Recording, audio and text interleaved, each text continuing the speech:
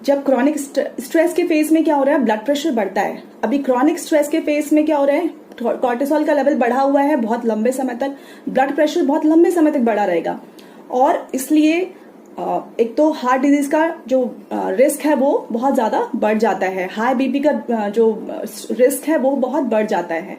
उसके अलावा chronic stress की वजह से बॉडी के अंदर बोन लॉस भी होता है, और कोलेजन का फॉर्मेशन बॉडी नहीं कर पाती है, जो कि हमारे जॉइंट्स के अंदर कार्टिलेज, जो आपने सुना होगा कभी कि हमारे जो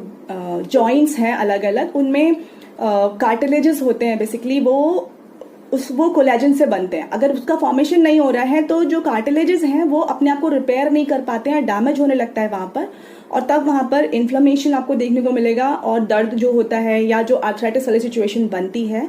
वो आ जाती है अगर क्रॉनिक स्टेट में रहता है।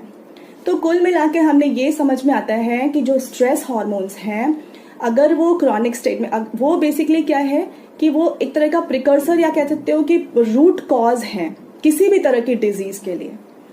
चाहे वो इन्फेक्शन हो, इवन क्रॉनिक इन्फ्लेमेशन हो, जो ये सारी चीजें, इवन जो भी डिजीजेस आ रही हैं बॉडी के अंदर, कहीं ना कहीं उसके पीछे क्रॉनिक स्ट्रेस जो है वो रिस्पॉन्सिबल होता है। और स्ट्रेस ही है जो मेन एक्टिवेटर है, मतलब मेन इंपॉर्टेंट चीज है जो जिसकी वजह से बॉडी के अंदर डिजीज